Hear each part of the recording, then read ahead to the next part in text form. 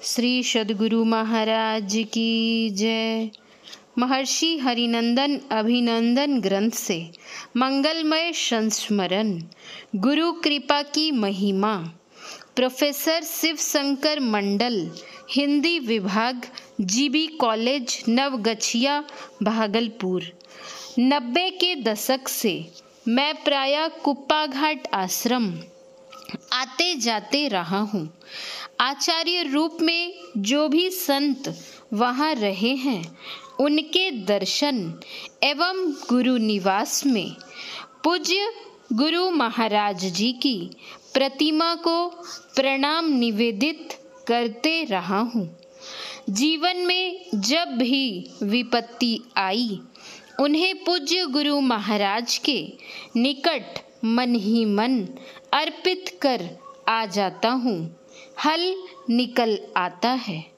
पूज्य गुरु महाराज जी की कृपा का एक उदाहरण यहाँ देना चाहूँगा। पूज्य संत सीसू बाबा सत्संग के लिए मेरे घर मोहनपुर आए हुए थे। वे बड़े सरल हृदय के महात्मा थे। मैं उन्हें औघड़ संत के रूप में स्मरण करता हूँ। उन्होंने अचानक मुझसे पूछने की कृपा की कि क्या करते हो, कहाँ तक पढ़ाई हुई।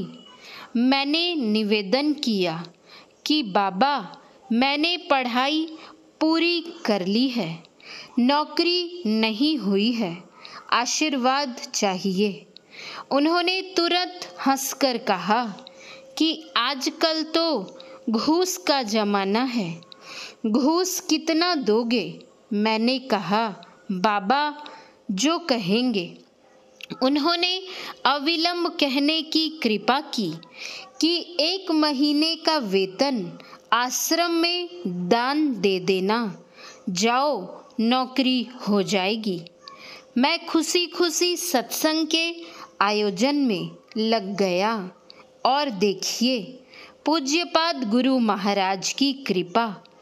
1 महीने के बाद ही व्याख्याता के लिए साक्षात्कार पत्र आ गया।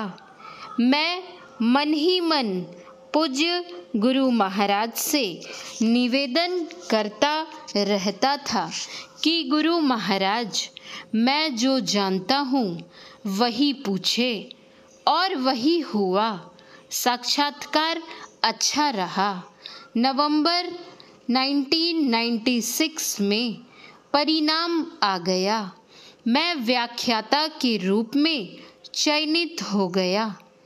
गुरु निवास आने जाने के क्रम में वर्तमान आचार्य पूज्य हरिनंदन बाबा का भी दर्शन करता रहा हूँ।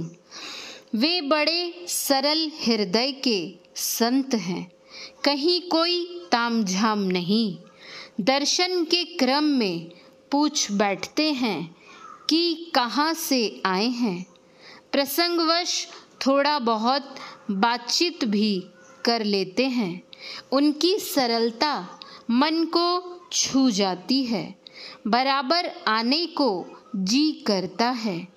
आश्रम जाने पर प्रायः पूज्य गुरु निवास, समाधि स्थल, पूज्य श्रीधर बाबा की समाधि स्थल एवं पूज्य गुरुसेवी स्वामी भगीरथ जी महाराज को प्रणाम करने अवश्य जाता हूँ।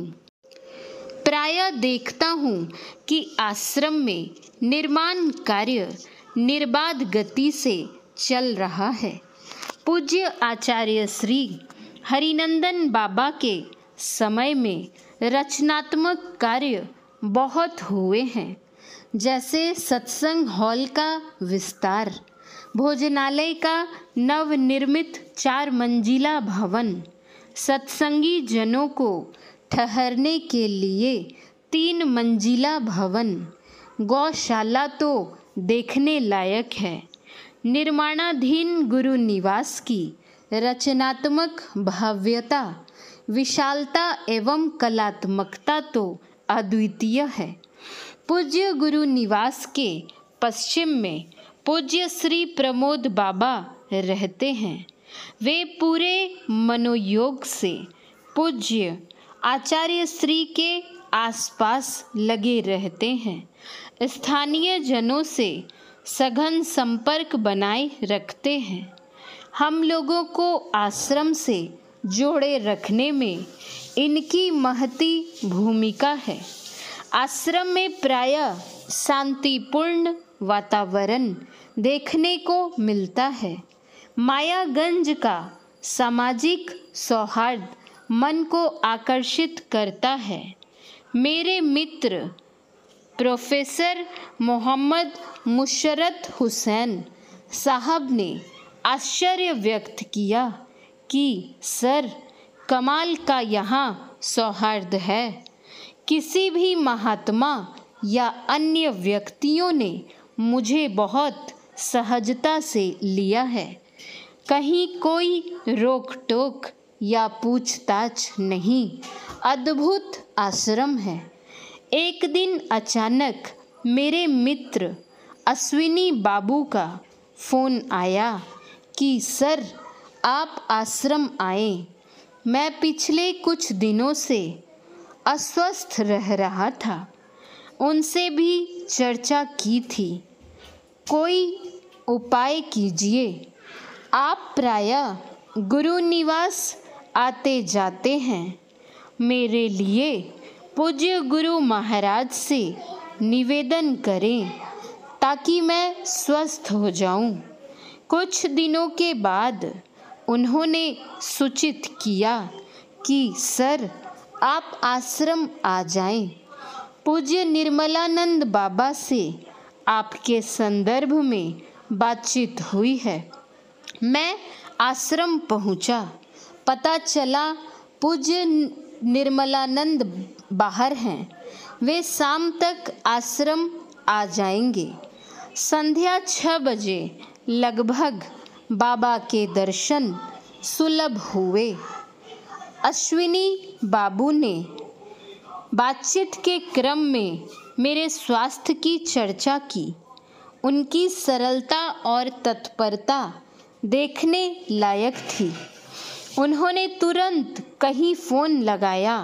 बोले, जल्दी कीजिए, पूज्य आचार्य श्री हरिनंदन बाबा संध्या भ्रमण के लिए निकल चुके हैं। चलिए, आपको दर्शन करवा देता हूँ।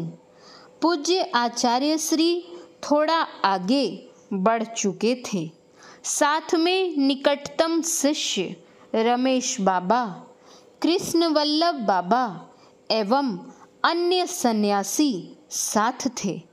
लगभग दौड़ते हुए पूज्य श्री निर्मलानंद बाबा ने आचार्य श्री से रुकने का निवेदन किया।